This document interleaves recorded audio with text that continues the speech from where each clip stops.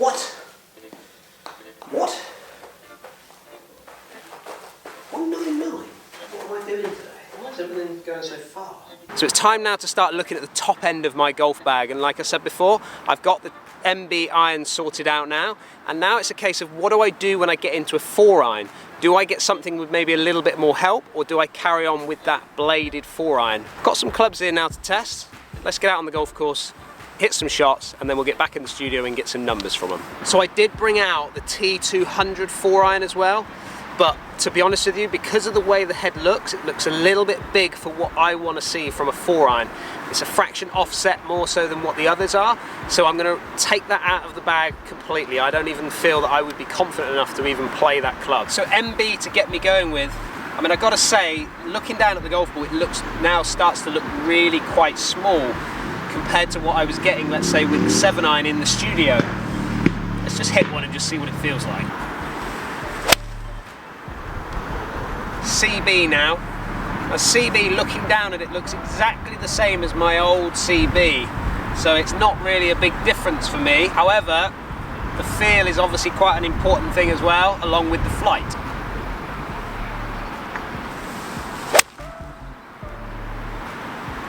T100. Now the AP2, the old version of what the T100 sort of moved away from, certainly looked a lot more offset than what I'm getting from the T100, which is why this one is starting to sort of play into my mind as possibly a club that I might look at putting in the bag. To be honest with you, I'm expecting this to go a little bit further than maybe the MB and the CB because of the loft difference. There's 1 degree difference in loft here, so I'm expecting it just to go a little bit further.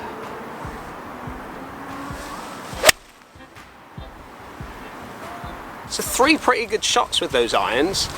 I'm not seeing a great deal of difference from the flight though. Like off a downslope there coming into this first hole at Torquay, I'm not seeing a difference massively in the flight. Certainly the MB and the CB just curved off to the right hand side, and then the T100 just flew maybe a little bit straighter, but that is so subject to my strike. MB back here and CB just there again. I'm not going to take too much of that because ultimately that came down to my strike there. Both of these just started middle of the green and then tailed off to the right hand side. If we now go back over to the other side of the green, we now have the T100. Now the T100, you could argue, has gone maybe 5 or 6 paces further than what the MB and the CB have got, but that ball flew straighter. It was definitely a better strike, and therefore I expect it to go a little bit further. Before we carry on and hit a few more shots, let's go back to the studio now and just hit a few balls in the net and just see what numbers these clubs are giving me.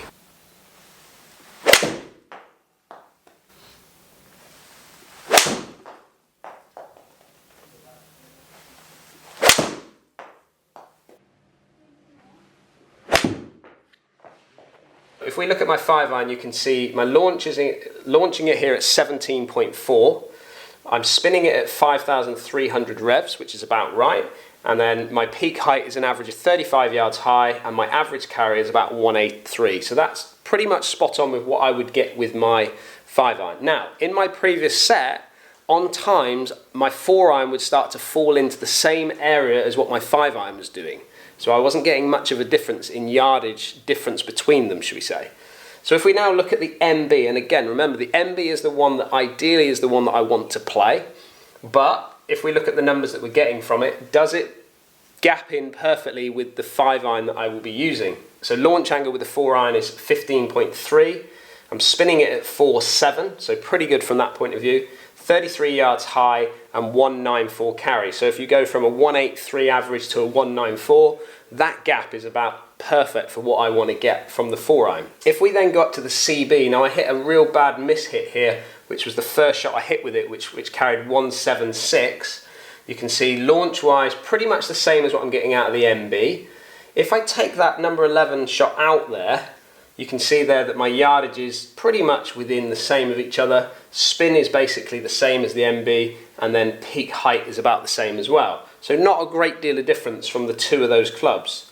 Now we move into the T100 and you can see ball speed starts to pick up a fraction. So I've gone from 129 and I'm now at 131, launching it maybe a degree higher. Spin is about the same, within sort of 60, 70 revs of each other. But look at the peak height, 36 yards high and a 195 carry. So my carry is about right, but my peak height is a lot higher, 3 yards. Now I don't know what 3 yards kind of looks like, so this is where I'm going to have to go back to the golf course and just see what the flight differences are like when we get out there. So looking at those numbers from the studio, you know, I've sort of nailed it down to 2 4-irons that I want to possibly move on, carry on testing. The MB and the CB were just so close that, to be honest with you, I still prefer the look of the MB, and if I'm going to play one of them, I'd prefer to play the MB over the CB for now. But the T100, we can't not look at the fact that I was getting a higher launch from it, and the ball was certainly going up in the air and staying up in the air a little bit longer than what I was getting out of the MB. So I'm going to hit some shots now into the third here and just see if I can now start to see the difference in those peak heights out on the golf course.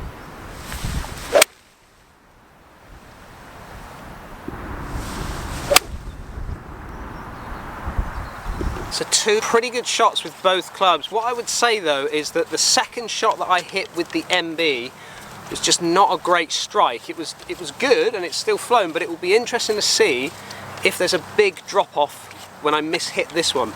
Both the shots that I hit with the T100, again, I'm not noticing a great deal of difference in the peak height, but definitely that drop off is the slight concern. Let's look at the results of what we've got here. So this is the MB to start us off with. This one here is the one I slightly miss-hit, and it's just ended up a little bit short, a little bit right and in the bunker. The next ball up here on the right-hand side, just a fraction short, but again, it would have made the green, is the T100 that I, again, caught it all right, but just left it out to the right-hand side a fraction, which again, probably lost a few extra yards because I've added a little bit too much loft. And then the last 2 balls that you can see here on the far left-hand side, just missing the green, is the MB 4-iron. Again, I hit that really quite solidly, but just pulled it slightly, which missed the green on the left-hand side. So this one was the best shot I hit, which was the T100. Again, I'm not seeing a great deal of difference in height, but you can see there that that slight miss-hit with that MB coming up just a bit short and in the bunker, I'm just a fraction anxious about that. Now I need to have a little look at my 3-iron. So now I've been using a TMB 3-iron from the 718 range, and to be honest with you, I'm pretty happy with this club. So the only thing that I would possibly look to change it to is maybe a hybrid, just for a little bit extra help. But to be honest with you, I've tried hybrids in the past, and I just lose a little bit of confidence with them. I get a little bit too much shape, but I'm really keen to test the new TS range hybrid to see if it can do any better than what I'm getting from this 3-iron. So remember, my 4-iron is carrying around 195, so I need the 3-iron to go around 205 to 210. That would then fill the gap quite nicely to then go towards my 5-wood. So the TS that really interests me is the TS2. I used the old H1 for a little while, but the TS2 to me kind of looks the nicest because it's slightly bigger of a profile at the back. The TS3 is a lot smaller and squatter, which is the idea of that is to make it look more like an iron, but I just feel more comfortable if I'm going to get a blend here to blend nicely up into my woods. So I play a 5-wood, which this particular model will really nicely blend into that. So 21-degree loft is what I've got on this one, and I've got the hazardous smoke shaft, which is the same shaft as what I use in my driver and my 3-wood. Interesting results from those 2 clubs there. I got 2 which were like I didn't expect to get from them. With the 3-iron that I had there, I got a 220-yard carry. My average is 208 with that 3-iron, which is absolutely where I want it to be and where it has been playing pretty much the whole of last season. But at 220, I've not seen a ball go that far with that club. I don't know what quite kind of happened there, but it certainly pinged off the face a little bit quick. And I got 220-yard carry, which is probably a bit too far. It's starting to come into my 5-wood area. Now we look at the hybrid, and we can see there an average of 210, but you could see there I got a 218 carry with that as well. So again, a little bit too far, but consistent with what I'm getting with that 3-iron. We look at the differences between these 2 clubs. Spin-wise, I'm getting a little bit more spin out of the hybrid, which in a way is what I would kind of expect. My launches are within a degree of each other, so launches-wise, pretty good. But look at ball speed, 133 average ball speed with my 3-iron compared to 138 average with that hybrid. So consistently keeping it slightly higher with the hybrid. So we're seeing here that potentially the hybrid's got a bit more in it than what my 3-iron has. But the 2 key areas that we've got to look at for me with ball flight is the difference in heights. Average height with the 3-iron is 32 yards high compared to 39 yards high with the hybrid. So just popping that ball up a lot higher off the face, and obviously that little bit of extra spin is keeping it higher, which if you look at then descent angle, which again if you think about a ball coming into a green, 42.7 with the 3-iron compared to 47.2 with the hybrid. So definitely getting an opportunity, bit more stopping power with that hybrid than I am with coming in with a 3-iron. Let's get back out onto the golf course and just see again how they're performing before I make that decision as to what club is going to go in the bag for this year. Now this is a perfect situation that I've got here now. It's a par 4. Sometimes I would hit my 3-iron down here for safety just to keep it in play because it gets a little bit narrow, but now I'm into wind, and when I'd probably hit maybe a 3-iron to keep it under the wind, what's this hybrid going to do? We're going to hit 2 shots now with these 2 clubs and just see how they get on down this fairway.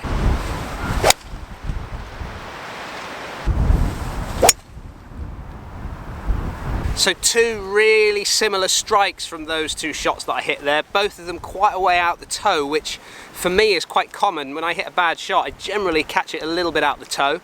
But the 3-iron sort of just went they both went quite high, to be fair, into this wind. We've probably got 30-mile-an-hour winds today.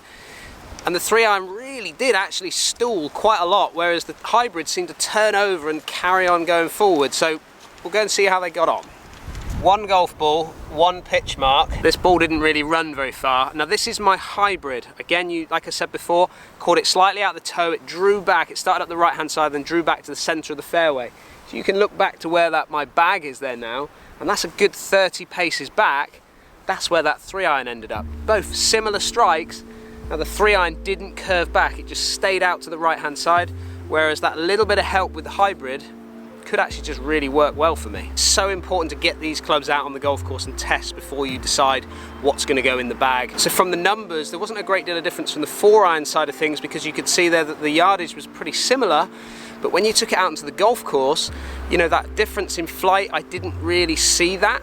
However, with the drop off that I got with that MB, the 4-iron that I'm going to be using for this year is going to be the T100. I just feel that I got a little bit more confidence when I hit that shot, and if I get a slightly off-centered strike, I still think this club's going to work really well for me. When we move into the 3-iron as a replacement, the question is, do I actually really want to replace this club? It's a club that I've put in and out of the bag for the last sort of couple of seasons now, and it's a club that I sort of go to when I get onto maybe a links course or a tighter golf course. This club works really well for me. However, you can't argue with the flight and the help that the hybrid's going to give me. So what I want to do is I'm going to keep this 3-iron, however I'm going to put in a hybrid as well, and I'm going to move them around, so I wouldn't necessarily carry them both at the same time, but I can put one in and one out depending on the golf course that I'm going to play on. Now remember, if you're new to the channel, don't forget to hit that subscribe button, ring that bell if you want some notifications, more videos coming your way, and give us a thumbs up if you like this video.